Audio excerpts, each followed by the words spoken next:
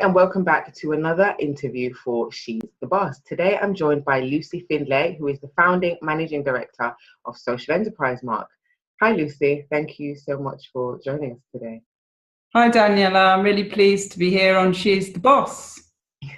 So tell us more about Social Enterprise Mark for those who haven't heard of it. And also tell us, I think that one of the important things about working in the social enterprise sector is dispelling this myths of what social enterprise is. So if you can also tell us, for those who don't know, what a social enterprise is. Okay, well, in a nutshell, a social enterprise is a business that is primarily there for social and environmental purposes rather than shareholder gain. So that's what the social enterprise mark is about, really. It's about differentiating those businesses that have a strong social and environmental mission rather than being led by, making money for shareholders, if you like. And it's fundamentally different from other kind of environmental and social marks in that a lot of those are aimed at businesses that might do social and environmental things on the side, but it isn't their central function and their central mission. So that's what we aim to do with the social enterprise mark. It's a certification. We were inspired by the Fair Trade mark because social enterprises had such a difficulty in explaining how they were different, on one hand, from normal standard shareholder-led businesses to, on the other hand, charities that were there primarily to get donations and run in a more altruistic way. So it's about businesses, number one. It's about taking a business idea, checking out that business idea, but also using any profit that are made from that business to plough either back into the business or to further another social or environmental mission. So the way that the social enterprise mark works is that if you think that you're running a social enterprise, you apply to us and we will then have a chat with you. We'll work out whether or not you actually qualify. So in order to qualify, you need to be able to A, show that you've got a strong social and environmental mission. B, show that you are using your profits to further that social and environmental mission. That if the company was to close down, then any profits would be redistributed for a social and environmental mission. That you are creating some sort of social impact, and we actually help people to articulate what that social impact is. And if you are just a startup, we will help you to think about what that might be, and that you're trading rather than getting grants from donors or whatever. So you actually have to be trading and you have to be actively earning money. You also have to be an independent organisation, and we test that. If you've got parents, are you a truly independent organisation with your own mission? What, from your, I guess, delving deeper into your personal story, what first attracted you to social enterprise, and what was the journey into social enterprise? It was kind of, I think a lot of people, I should say older people like me, end up in social enterprise kind of stumbling into it. When I first discovered social enterprise, it was sort of a progression, if you like. I'd been working after my postgraduate degree in a regeneration context. And I was really interested to see that some regeneration programs actually were creating businesses out of government money. So, for instance, I went to look at a coalfields community in Astalafera in Wales, and the lady who was running the regeneration company had set up a trust with the local community, and they had used money, the government money, to buy office space on the high street in this ex-mining town. And the money that was being made from the office space was actually being used to sustain regeneration in the longer term in that neighbourhood. So that was what we termed asset-based development. And I got really interested in this idea that you could actually generate money in order to be able to sustain activities beyond the end of lifetime of a government-funded programme. Because what you often see is the money goes in, and then at the end of it, that's all very nice, you've got some buildings and stuff, but there's then no more money to sustain community activities.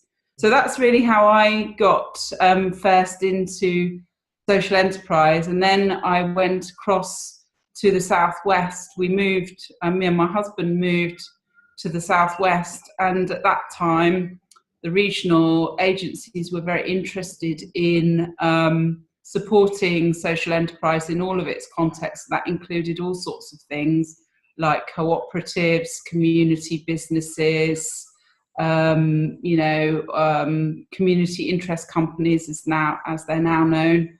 And I was in charge of that company, which was providing policy advice to the government and to the regional development agency, but also helping the infrastructure in the region to build up in order to be able to support social enterprises. And in the process of running that, we thought, well, we need to practice what we preach. If the government was going to take away our funding tomorrow, what is our business idea? And we came across this idea of the social enterprise mark, having seen the problems that some of the social enterprises themselves had in actually articulating why they were different from other businesses. So when they were bidding for contracts, what made them different from, Virgin Care or PwC or whatever? What made them different? And the answer to that is that they are there primarily for that social and environmental mission, whereas for those other organisations, that's a sideline. So that's really how I got into it. And I kind of feel, last week we had our national conference and they were talking about the shareholder business model, and particularly the big shareholder business model. It's leading to a perpetuation of capital being at the shareholder level rather than it being there for communities and for workers. And I feel strongly that the social enterprise business model, along with other small businesses, community businesses, family businesses, etc., are probably more of the future about how we support communities in what they do, rather than kind of just perpetuating this idea that we need to be gaining more and more profit for shareholders. I ran a social enterprise previously, and I must say I found it quite frustrating trying to articulate this differentiating factor to commercial business. How have you found that, and what have been some of your frustrations in translating this social enterprise idea to a commercial market? Yeah, it's interesting. I was discussing this last week as well. I think probably we have more of a problem with it in this country, because business is seen in like one box. This is the model. So you go to business school and you're taught one particular business model, whereas when you go to other countries, there isn't sort of this is what a business is. And so people end up coming out of university with a very sort of stuck a narrow view of what business is and what business can do. I've talked to a number of, certainly if you go and talk to school children, They don't have any of those preconceptions. And when we used to have, we used to run a program on social enterprise day to go into schools and get schools, sort of at a primary level thinking about social enterprise. It almost came automatically to kids to say, well, this is what the problems are in our community, and these would be our business ideas, and joining everything up. It seems as though, it's the education system that tends to straitjacket us into these particular views, and I don't think that exists as much maybe in some of the more developing world, and even in wider Europe, where this idea that business can be more than just one size fits all is prevalent. I was wondering, perhaps it's because we've been closer to the American model of business in this country, but then there's a movement in the US as well against that. But I heard a critique about the Harvard business model and the Harvard Business School, and some of the problems with that. And perhaps we need to be teaching and getting people to think more widely about how business can actually help society rather than it just being an add-on. The other problems I come across is, people just switch off. They say, oh, that must be a bit hippie. You can't possibly be a proper business person. I mean, I sit on a group that's for chief execs, and all the rest of them are men, and they kind of think, oh, there's Lucy in the corner.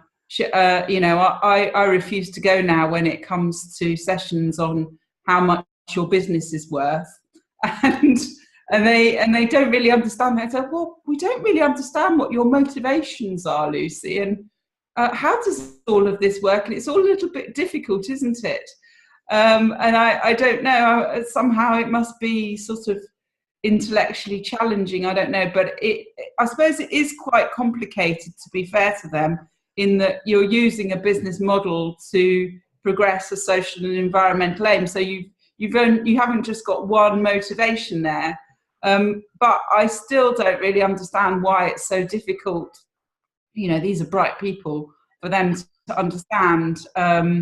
And if we can make it simpler, which is what we wanted to do with the social enterprise mark, and use it as a shortcut, then that's all well and good. But we would hope that policymakers might be a little bit more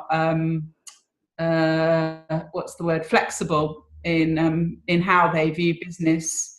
I certainly think that will have to be the case in the future, because where we're going at the moment isn't doing anyone any favours.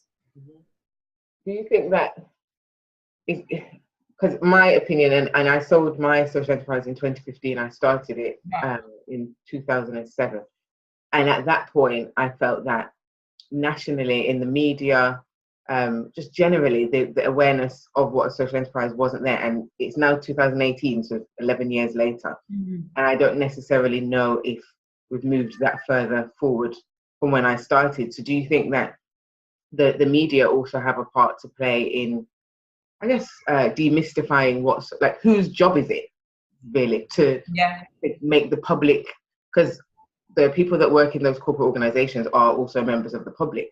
So whose job is it to inform the public of the benefits of social enterprise? Because there's so many of them, but if people are not understanding, and I've said some very bright people who just don't get the concept, whose job is it to get people to understand en masse? I think it's all of the above. I think it's the media. I think the social enterprise sector also needs to get its act together. I think that the political parties need to understand more about social enterprise. And I think for a long time, the political environment has been stuck on this idea about social enterprise taking over public services. And that at the moment is quite difficult, because obviously the public service environment is so full of cuts. It's almost been a digression for the social enterprise world. Actually, there are very few social enterprises that are going to be big public service providers. There may be social enterprises that can do that, but the majority of social enterprises will be addressing a social problem, and that may be at quite a small scale, that may be at a larger scale. So we need to see a range of those things, and we need to be more articulate about that. We need, I think, some big think tanks to think beyond this idea of, oh, you know, what is the role of social enterprise in delivering public services, and things like big plans like social impact bonds that really don't have much to do with social enterprises. So I think it's the role of everyone to try and get that message across. And I came across somebody who was saying, he was, you know, quite a big thinker in London, and saying, oh, well, social enterprises disappeared off the radar. And I said, well, actually, no, it hasn't, because we've never had more social enterprises.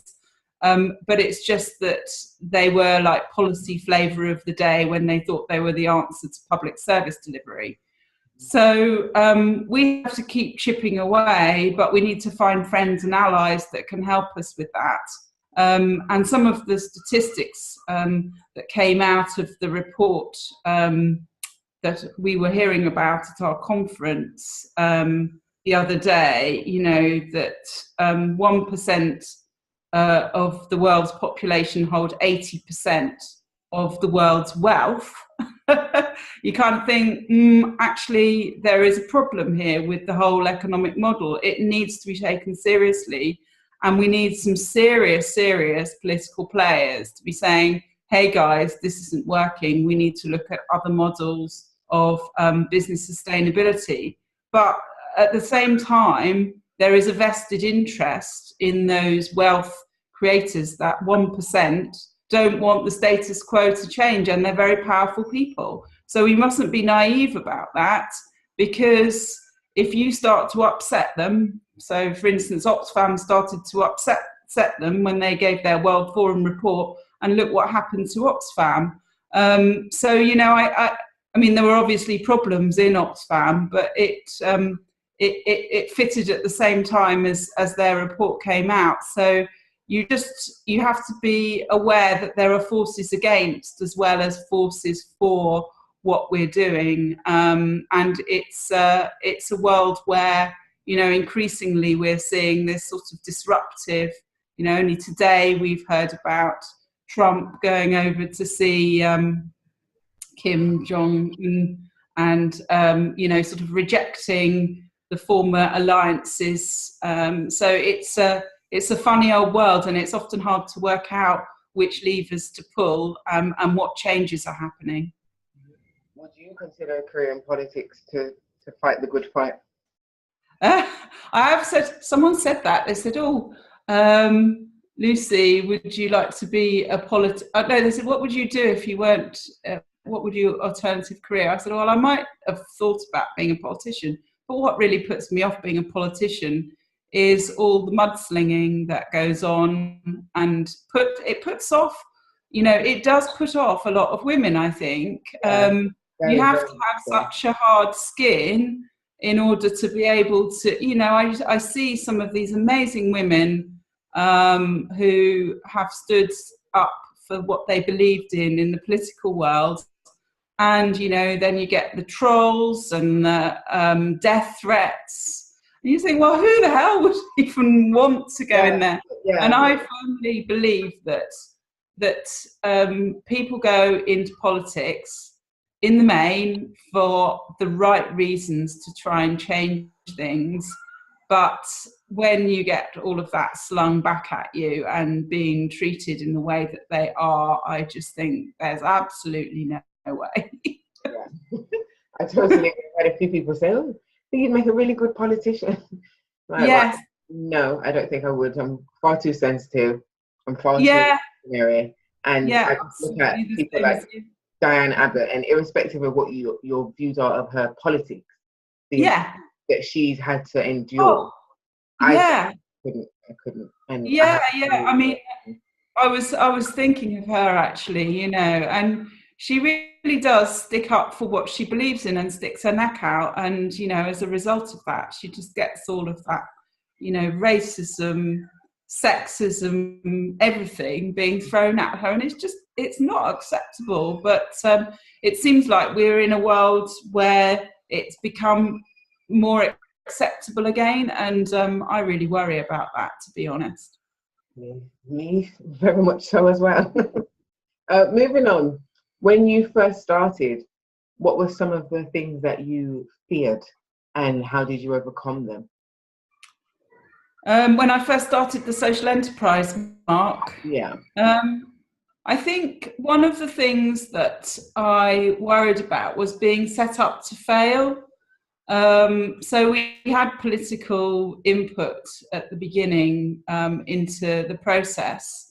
And I knew from having run the pilot that, you know, targets plucked out of the air are not useful.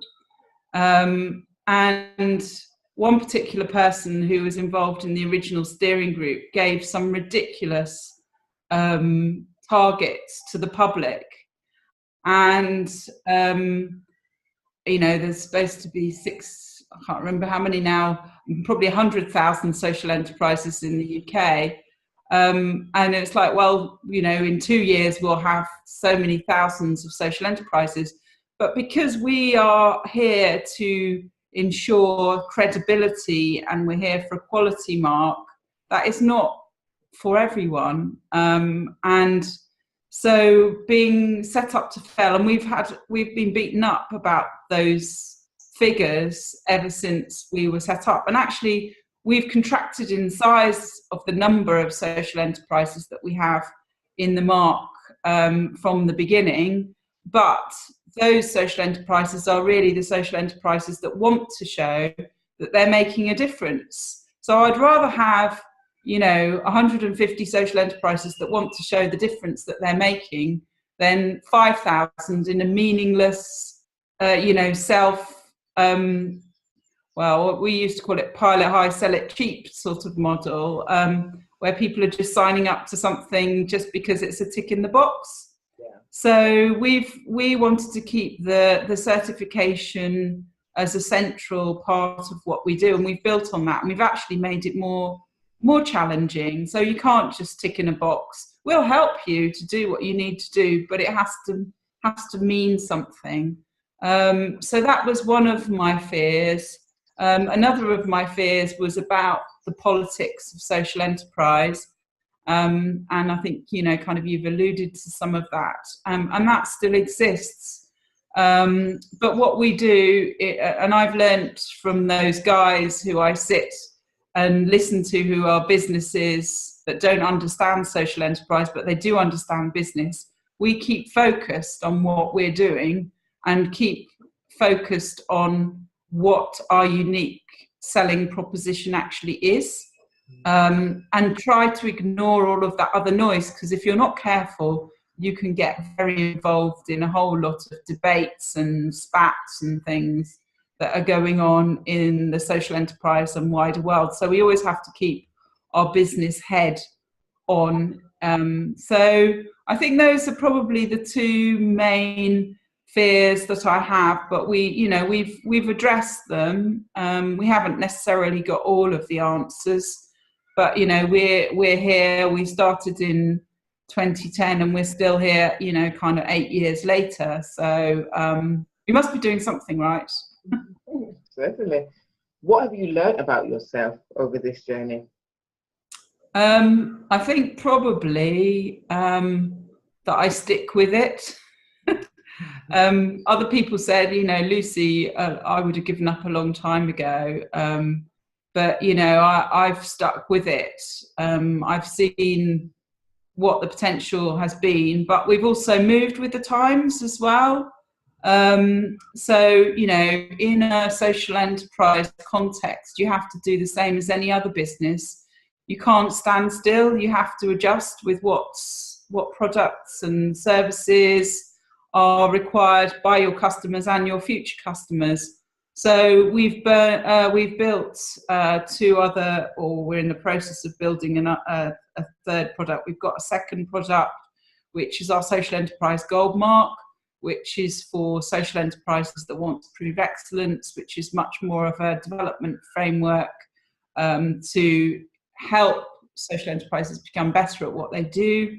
But we're also currently working with DWP to develop what's being called the Social Enterprise Disability Employment Mark, which is to certify businesses that are primarily employing disabled people, because there are a number of those businesses that are contracting with DWP at the moment. They're about to change their contractual environment. So we want to, number one, preserve jobs, but we also want to encourage social enterprises to be employing more disabled people too. What's been the most, not even what's been the most, you explained why you went into social enterprise. Why start your own business instead of joining on or going into somebody else's business? Had you always wanted to be self-employed or to be a business owner, or? I don't own the social enterprise. We're a community interest company. We did start out. My view was that the social enterprise could have been, well, it was for a time a joint venture with what's now Social Enterprise UK. But we separated off because you might, what does it say? Culture eats strategy for breakfast. It's a very pertinent comment, I think. You need the organisations to be both pulling in the same direction. And I think they felt that the mark needed to be more of a, something for a badge, if you like, and weren't so worried about the certification side. And we wanted to ensure that the certification remained a central part of what we did. So that meant that we couldn't run it as a joint venture. So we bought the share back from Social Enterprise UK. So it was owned jointly originally by Rise, which was the original regional body in the southwest. But then we closed Rise down, and now the share is kind of, it sits there with a trust, but it's, there's no active shareholder, if you like. So I'm not self-employed. I'm employed by the company, but I guess I have a strong vision. Yeah, what I meant, I probably articulated that incorrectly. Yeah. Founding it as opposed to just going and working within the company. Yeah, and we were working and we were growing it with another organisation, but we knew that organisation would have a lifetime and it would finish, and it did, sort of in the time that so then we were out on our own, really. And we've looked at possible mergers with other organisations, but again, it's about fit, really. So yeah, in the absence of finding a niche, we run ourselves, and that's been fine. When I started my first business, it wasn't a joint venture, but I was working with other ladies, and that kind of fizzled out, and I ended up taking the business ahead on my own. And although your example is a little bit different, was there a process when you were kind of ending the joint venture that, well, not even a process, how did you feel about that? Was it something that, okay, this is the right thing to do, let's just do it? Or was it something that upset you? Like, what was your emotional response, or what was the practical response to it? Because I think some people and people watching may be in a situation where they're in a joint venture, or they've started with people and it's not working out, and don't necessarily know how to manage that.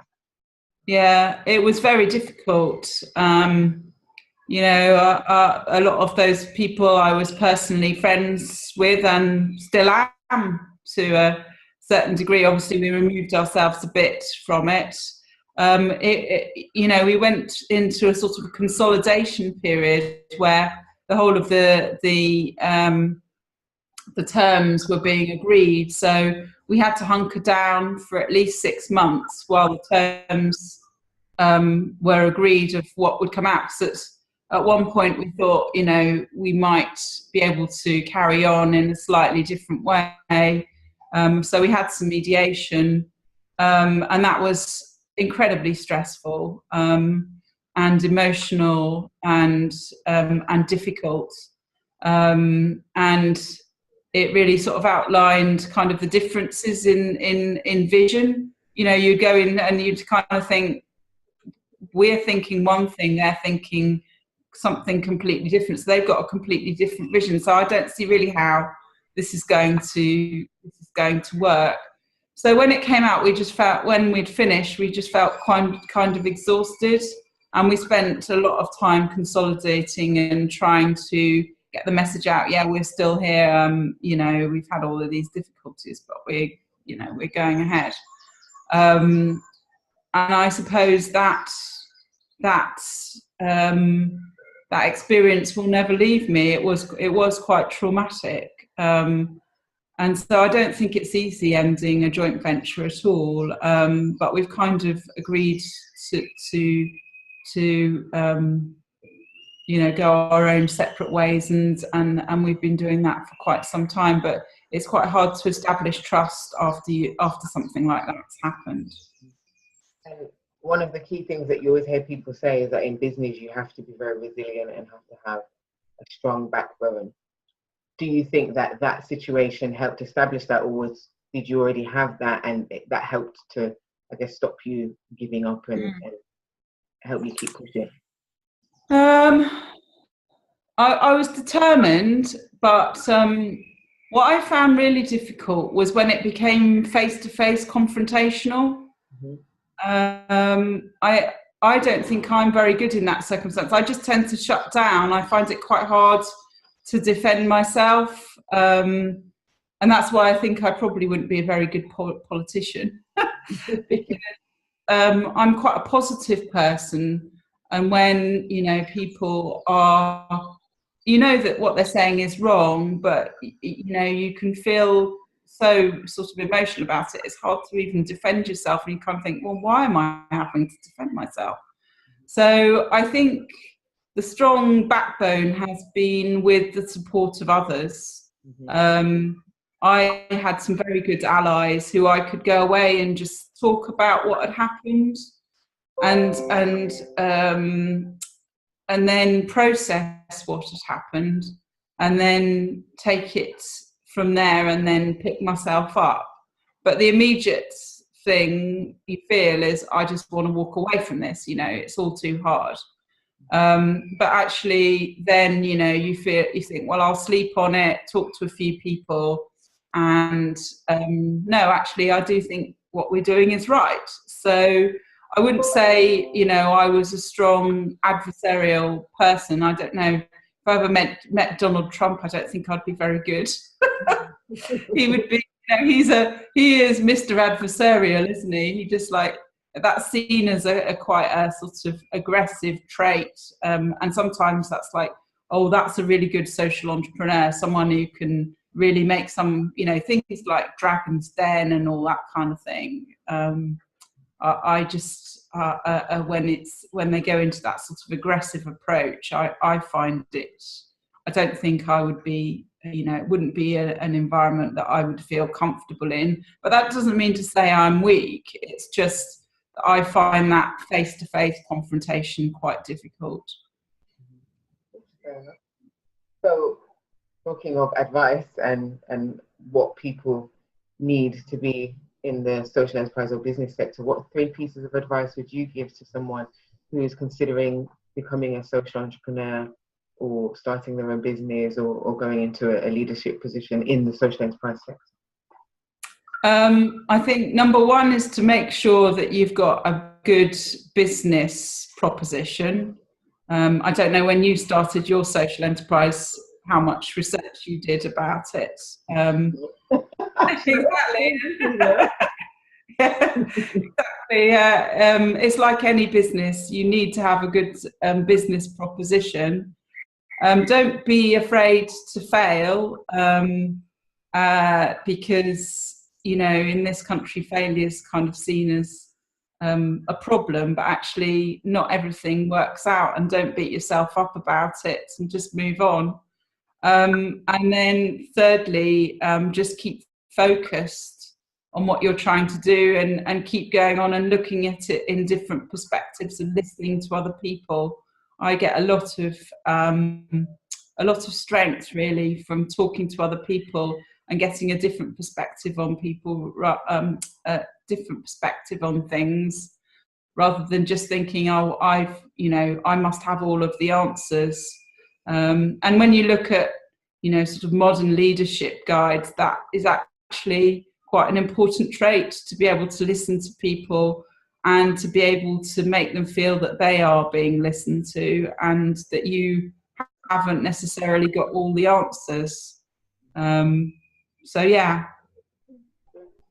If you could go back to speak to yourself 10, 15 years ago, what would you say to yourself? It's a good question.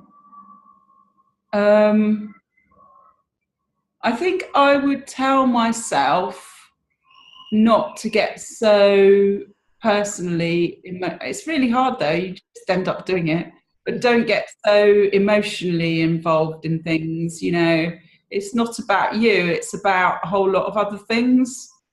And just to spend a bit of time getting more of a perspective on what actually is happening, and not to knee-jerk reaction. I think in this day and age where we've got so many means of communication, people expect you to just react, and actually it's a good idea just to sit on an email or sit on a communication and just say, do I really need to answer that right now, and will I have a slightly different perspective if I talk to a few people and I think about it?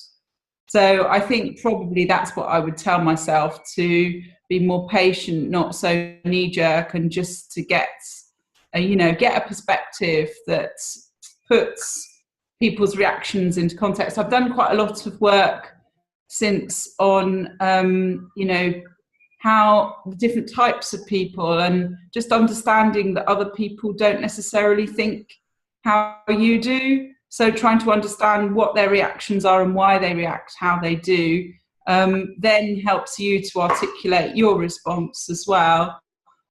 Because, you know, if they've got a big ego, then you have to just kind of like make sure that you don't knock that ego, because otherwise you're going to forever be an enemy of theirs. So, you know, it's just about reading people. Business is about reading people, actually, a lot of the time.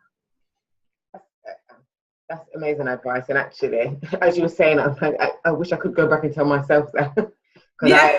I've always been very reactionary. If somebody sends an email, I find it offensive. So straight away, I've always been that person. It's only latterly, probably in the last, even I'd say 3 months, that I've really been learning. Okay, somebody does something, take a moment, go away, speak to my husband. He's the calm.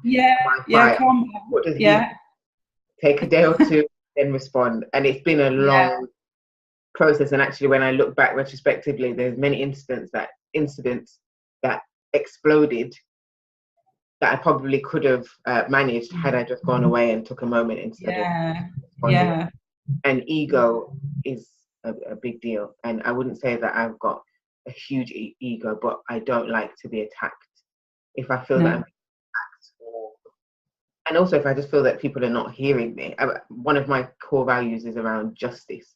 And if I think that if I'm a victim of injustice in any way, straight attack. And actually, sometimes, like you said, it's about understanding who it is that you're dealing with and where they're coming from.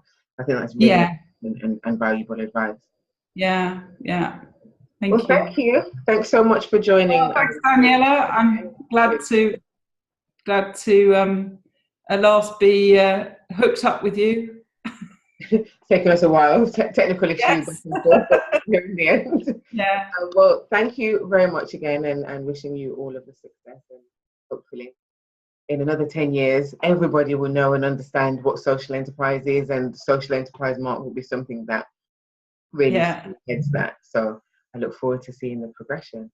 And for those of you who are watching, if you want to find out more about Lucy and the social enterprise mark, Lucy, if you can tell them where they can go. Yeah, so we're socialenterprisemark, all one word, .org.uk. Mm-hmm. Great stuff. Thank you for watching. If you haven't already done so, please make sure that you subscribe to the channel. If you've got any thoughts on this interview or social enterprise generally, please make sure you write them in the comment section. Thanks for watching. Thank you.